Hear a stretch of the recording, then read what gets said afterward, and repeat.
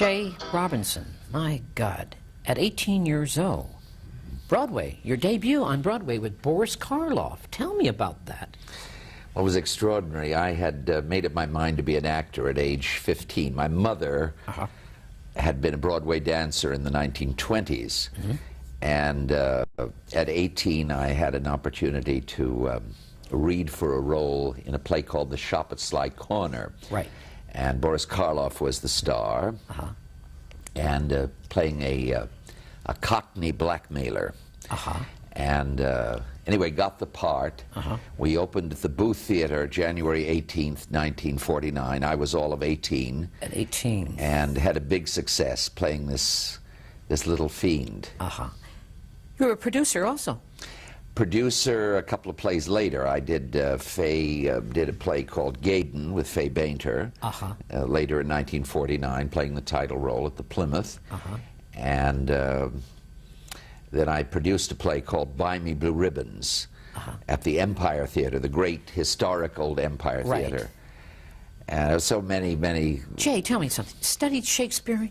At what age did you? Never studied. I can't believe you. You're sitting there to tell me such a great actor, as a Shakespearean actor, never studied? No formal training at all. Really? The first opportunity to do Shakespeare was with Katharine Hepburn in As You Like It, which opened at the Court in January of 1950. Working with Katharine Hepburn, Jay, at a young age. Amazing. Amazing, but was exciting at that time to work? Yeah, I was all of 19. I had my 20th birthday during the run of As You Like It. It was wonderful to see her the other night receiving the Kennedy Center honor. Of course, all the awards over all the years and the 4 Academy Awards, and never showed up to receive any of them, and there she was at the Kennedy Center. In fact, I was moved to write her a letter a few weeks ago. Haven't had an answer yet. It's been 40 years now since Did tears come into your eyes, Jay? Yeah. It did come in. Yeah. Such a great lady. Thinking back, 19, working with one of world's greatest actresses. I mean, 40 years ago. Amazing experience and a great inspiration. It was the first great star that I had appeared with. And but Hollywood beckoned on your call and said, let's get to Hollywood, Jay, from New York. The Robe? The Robe. Oh, come on, tell me about, with Richard Burton. Yes. Gene Simmons. Yes. Playing the Mad Emperor. Oh. The Robe was the first movie in CinemaScope. It was 1953, and 20th Century Fox was about to go under because of the inroads being made by the new medium, a relatively new medium of television. Right. And they had tested every young actor in Hollywood for the role of Caligula, and had not found that curious combination of youth and evil that they were looking for.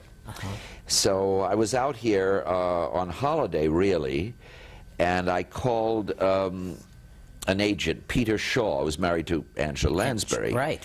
And Peter said to me on the phone that they were looking desperately for a Caligula. They wanted somebody very young and very evil. Right. And I told him all the roles I'd done in the theater. And he said, have you ever been in a movie? He said, no. So he said, well, just a minute. I'm going to call Billy Gordon, the head of casting at 20th Century Fox, see if they will see you. So he called back in about 5 minutes. I was staying at the Biltmore Hotel in downtown L.A. and said, yes, he will see you. Come to my office immediately. So he took me to 20th. Right.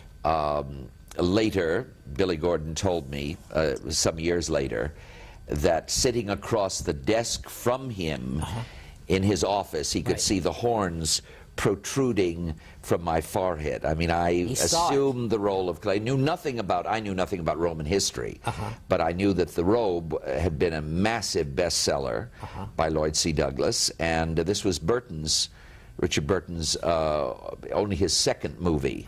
He had done, I believe, My Cousin Rachel with Olivia de Havilland, and now was going to play Marcellus, the Roman tribune, in The Robe. So this was an extraordinary debut. Anyway, Billy Gordon said to me, will you make a screen test? Right. I had no idea what a screen test was, but having never been before a camera. Right. Anyway, they tested me 2 days later, and 2 days after that, Darryl F. Zanuck, the head of the studio, saw the test at 3 a.m. in the morning, Right. and sent Billy Gordon a 2-word memo, "Take Robinson." Take Robinson. So that was my, a few days later I was filming The Robe, and of course it was amazing. How did you feel working with this great actor, Richard Burton? I know it was his second picture, but how did you feel working with It was very challenging. I've always wanted to rise to a challenge, and of course he was this very pure Roman tribune, Right. who converts to Christianity, and I am, of course, the mad, fiendish Caligula. Yes. So we had extraordinary scenes together. First in the slave market, the opening scene, and then, of course, later in the picture, he becomes a Christian, and I bring him to trial before the Roman Senate. This is what I like to see right now. You do a scene with Gene Simmons in the court. It's fantastic. Can we show a clip from this? This is preceding the trial. And then the little scene with Gene is followed by my address to the Senate, that sets Richard Burton as Marcellus up to be convicted for becoming a Christian. So this is what we're going to look at. Yes, I love it because it gives the tape, it gives the feeling, the taste of J. Robinson as Caligula. Oh, that's great. Let's see it. 38 years ago. 38, okay. Don't look very happy. Have I reason to be? There isn't a woman in Rome who wouldn't pray for this honor. There's only one man at whose side I'd pray to sit. All this day is out, you'll be praying on your knees to me for his life. Senators, Romans, as you know, there exists today in our empire, and even in Rome itself, a secret party of seditionists who call themselves Christians. They have enlisted in their ranks the riffraff of the plebeian class, as well as slaves. We have known slave uprisings in the past. We remember Spartacus. But now, it grieves us to inform you that one of our own tribunes has betrayed his trust and joined this party of conspirators. You, not we, shall be the judges of his treason.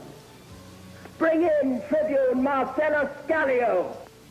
Film critics awarded you the best supporting actor of the year that time. Yes, It must have been a great thrill, a young man at your age, to get such a...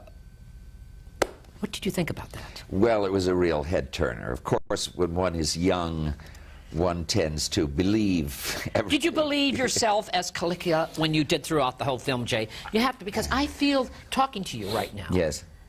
I bet you did. I probably did. You lived the role. You lived did the live role. the role.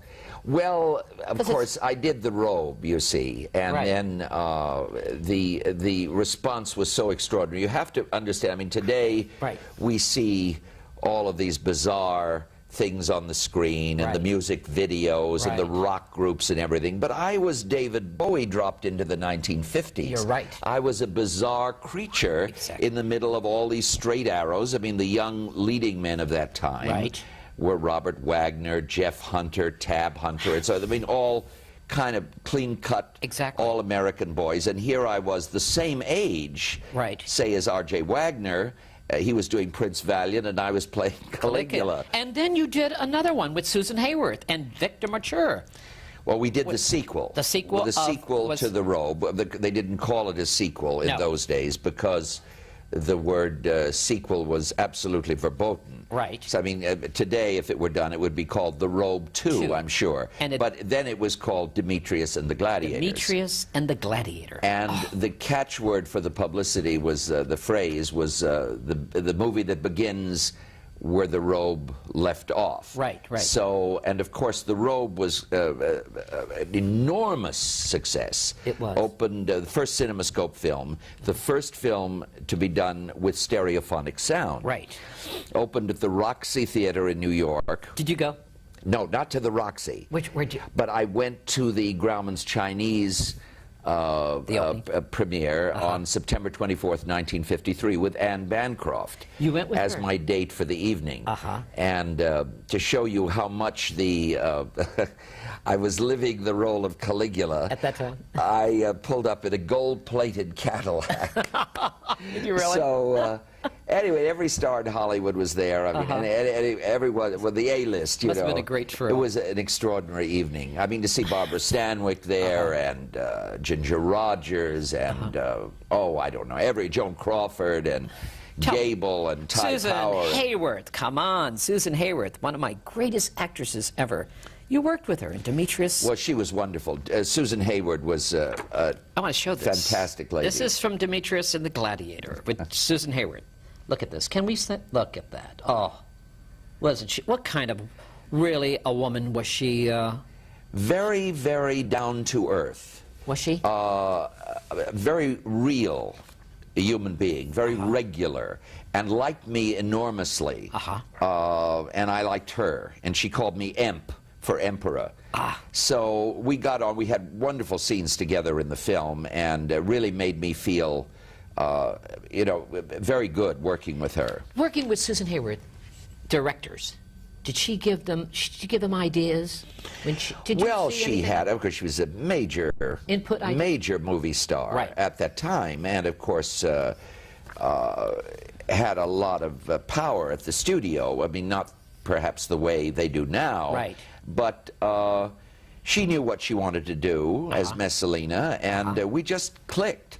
We just the wonderful scenes where I attempted to throttle her at one point, and sadistically played with her, and marvelous stuff with her. But yeah, it was quite an experience. Oh, these wonderful women that I played opposite. Betty Davis, the Virgin Queen. Betty Anthony Davis. Quinn.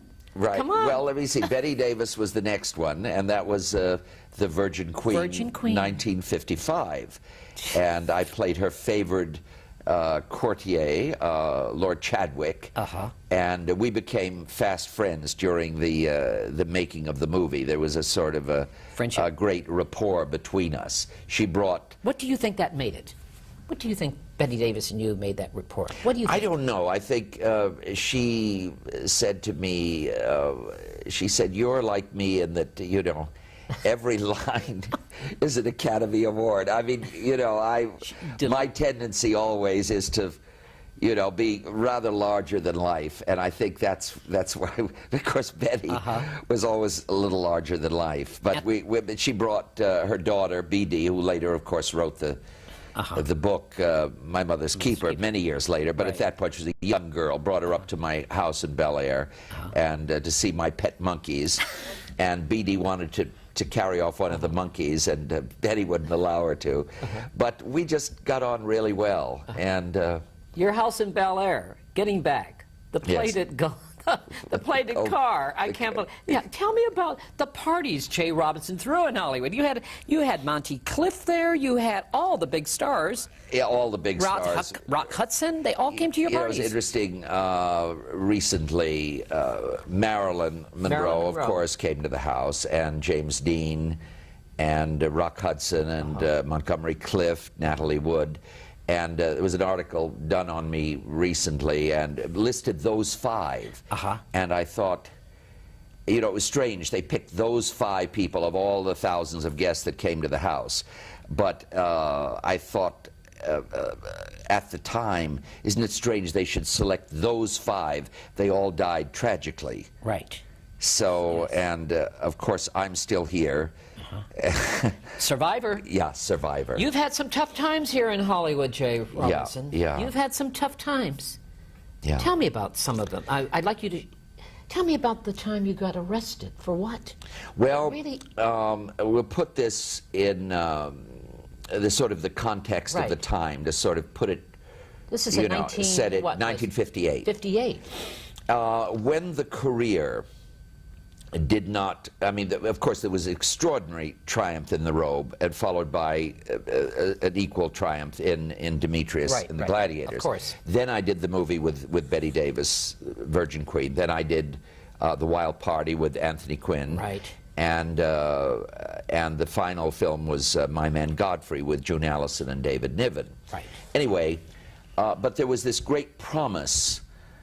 In other words, almost a case of too much too soon. I came on, made such a splash as Caligula, got all these awards, you know, A Star is Born overnight kind of thing. Right. Happens today with kids on television, but this was, you know, incredible for somebody as young as I was. Right.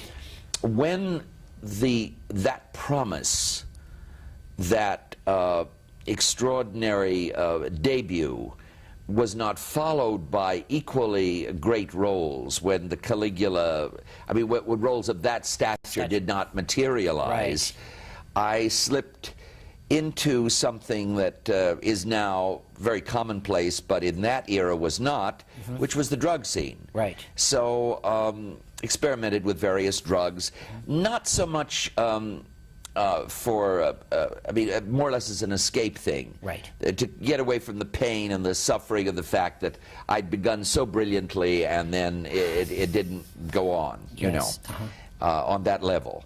So there was an arrest in Bel Air on November 13th, this memory for dates, 1958.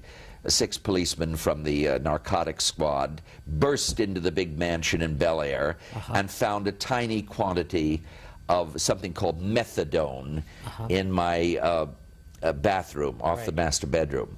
And the next day, of course, the headlines that followed this arrest were, I mean, mind-boggling. It was as if war was declared. Right. Star of religious film, Bel Air mansion raided, narcotics rap. You know, this type of thing. And but I mean, talking about 8-column banner lead headlines in the Los Angeles Times, wire services all over the world. And of course, I was instantly persona non grata in Hollywood. Today, it would be a traffic, you know, like a traffic ticket, a $50 fine. Then it was blown, you know, out of proportion totally to what it was. And you spent some time, and then you came out. Was it tough for you then? It was tough, Jay?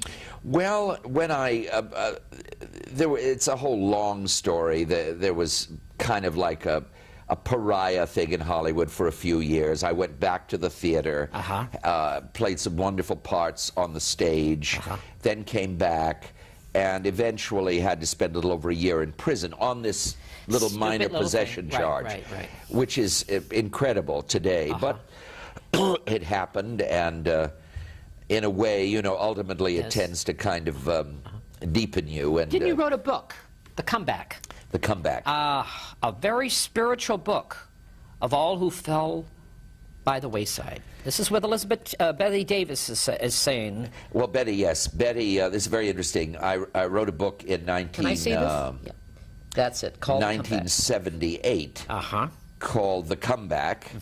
And the publisher sent Bette Davis, knowing of our friendship. Of course, we had done The Virgin Queen in '55, and did Bunny O'Hare in 1970. Sent her the book, and she called me and said, "I cannot believe that you have survived all of this." And I said, "Betty, this comes from the ultimate survivor, Bette Davis." So she said, "Who's doing the forward?" in her inimitable way, on the telephone. And I said, "Well, there is no forward plan. I'm doing the forward, and I'm going to do it in my own handwriting." So she said, "You come over to the Hollywood Colonial, where she was living, and bring 8 sheets of lined paper." And this is Betty, right? Betty and I. Look at this. Can I see this? Go ahead.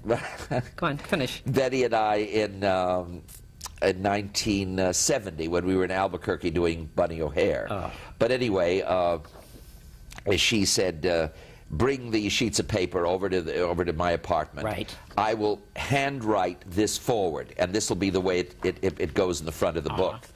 So I did, and she wrote this wonderful foreword, and the book came out and was a massive bestseller, sold over 500,000 copies. And very interesting. It tells the whole story of the rise and fall and rise again. So... would you call yourself a survivor? Yes, you've got to be a survivor. Yeah. Oh, yeah. Is J. Robinson spiritual? Yes, yes, yes. I don't know, spiritual, but you know, I believe that everything begins from this point on. Yes. And I think there is a reason for everything. I mean, to go through, you know, that tremendous early success on Broadway, and then all of that extraordinary thing, and then, to, you know, to be down and out. Yes. And then to come back. You asked the question earlier about, you know, the comeback. How comeback, yes. But in '68, I came out of the prison. Right. And I found that the very thing that had destroyed me 10 years earlier, right. I mean, the arrest, the trial, all the terrible negative publicity, Bob Rafelson, the producer, director, whatever, said to me at a meeting we had, he said, you know, you're kind of a folk hero, a legend. Well, of course, at this point, '68, drugs were everywhere, and what I had done was nothing. Yes. You know, and I remember walking, riding with my wife down Sunset Boulevard, and seeing all these people, you know, zonked out on drugs all over and I thought, I went to prison for this, but, you know, began to work again and put it behind me and began again a second career at age 38. Well, it was hard, wasn't it, Jay? Well, it was hard in the sense that it had all been so easy when I was a very young kid, and I came onto Broadway, and then I went to Hollywood, and I had all this fame and all this money and all this success, and then lost it all, had to begin, you know, all over again at almost 40. Yes, yes. And so the first career, like 2 careers in Hollywood, the first one was so spectacular. The second one is described in my book in a long chapter called Climbing, I think, Climbing the Glass Mountain. So that the second time it was the guest star things on the episodic television, the Star Treks, the Mannixes, the Bewitched, the odd roles. That saved your life, though, didn't it, Jay? Oh, absolutely. That saved your life. Absolutely. Looking back over your career, J. Robinson, you have any regrets at all? No. Would you do it the same way? Well, no, I wouldn't. I wouldn't. I mean, 19, you were a very big success. Yeah. How would you handle it differently? How would you handle it that differently? Well, I think now, I think life, you know, the career is only a slice of the pie. It isn't the whole pie. Right. And I think that so many people make the mistake of, you know, I remember as a young kid living at the Algonquin Hotel. I lived there too. Did you? I certainly did. Going to all the opening nights. But you'd step off a curb, or I would at least, and if a taxi cab almost hit me, I would say, oh, my career, not my life. Right. You know, and there's more to life than just the career. I'm still very determined, very dedicated, and looking forward to the next great role. But it isn't my whole life. So, I mean, it's just part of it. So maybe that's, of course I wouldn't have gotten into the, you know. What would J. Robinson would like to do right now, 1991? This is 1991. Jay, you wrote a book, you've had successful, you produced, have you directed? No, writing a script? I've never directed. I produced on Broadway. Right. I think. But you were very young when you produced on Broadway. Yeah, I was 21. That's young. At the Great Old Empire. Yeah. They say you were one of the youngest on Broadway. Youngest producer in the history of Broadway. That's... But I don't know, it's like a long, you know, 45 years I've been an actor. And where are you worked with so many greats. Where are you originally from? New York City. New York City. You grew up there? Yeah. Yeah, my dad was... Children, family? Only child. Your only child? Only child. And my dad was with Van Heusen and Shirts. My mom was a... Bobby Bresslaw was a Broadway dancer in the 20s. Always wanted to be an actor? Always wanted to be an actor. And never considered anything else. Never studied a day. You know, people say, well, how did you achieve this effect? Or, you know, well, who did you study with? Well, but of course I had the incredible experience of all that early theater. Work and working with so many remarkable people over the years. Yeah, look at this one. The black. This is Shampoo. I did a movie called The Black Shampoo. Did you? Yes, I did. And I played the same thing you're playing right here. Played the Mr. hairdresser. Norman. Uh-huh. Well, this is with Warren Beatty. Lauren Beatty and Shampoo. In Shampoo. That was Right. 1975. And we came out in 76, and we did a With the movie. Black Shampoo? Black Shampoo. This was a remarkable success and a fun role to play. But you asked about 1991 and Yes. looking forward. Are you looking forward? What's happening? Oh, sure. Absolutely. You know, I'm 60. Good age. And good age. it's a good age. Yes. And, you know, I am so encouraged by the success of old friends and contemporaries like Dennis Hopper now, after Blue Velvet and the Hoosiers. You know, suddenly Dennis is up there, and again, and then Dean Stockwell on Quantum Leap, and others, Richard Beymer on Twin Peaks. I mean, this is marvelous. So, I mean, you know, the wonderful thing about actors, you just, it's always the next, you know, what's your favorite role? Well, the one I'm going to play next. Jay, when you sit at home, I just watched you on TV. It was just on. Yeah. When you see yourself as click on 19, 18, 17, when you see yourself on film, carrying on like that. Yes. I mean, you're 60 years old now. Right. What kind of feeling do you get? What is your... Well, I look at the, you know, myself, somebody in Jack Haley's office, Jack Haley Jr.'s office, yes. a young woman over there that we met at the Thalians Ball this year. Anyway, she, I said, there's a movie I did with Anthony Quinn called The Wild Party, 1956. Right. Never seen the movie. And how can I get this movie? So she called up MGM, and anyway, a couple of days later, she said, I found the movie for you. But I'm looking at myself. I took the movie home and popped it into the VCR, and I was looking at it, and I thought, isn't this amazing? Here's this skinny kid looking, you know, another fiendish role. Right. And thinking, it's like, or looking over the holidays, they showed The Robe and they showed Demetrius and the Gladiators on the Movie Classics channel.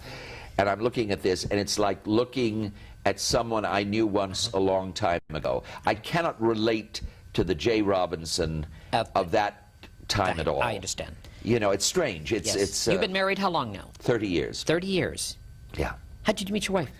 Well, this was during a very dark period, after I'd lost it all. She came to you? No, no. I was in the Bank of America in Hollywood, trying to negotiate a loan without any collateral. I see. And the stress and the strain of everything that was going on at that terrible time in my life, 1960, early 1960, was just a bit much, and I got pressure in my chest. I see.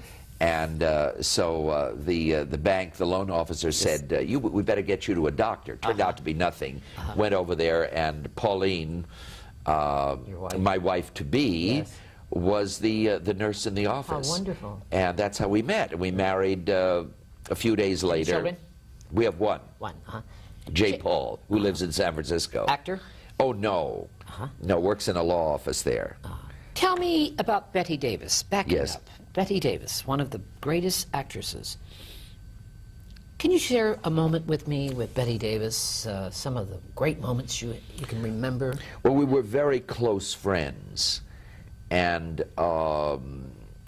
she was things that people don't generally know about her. She had enormous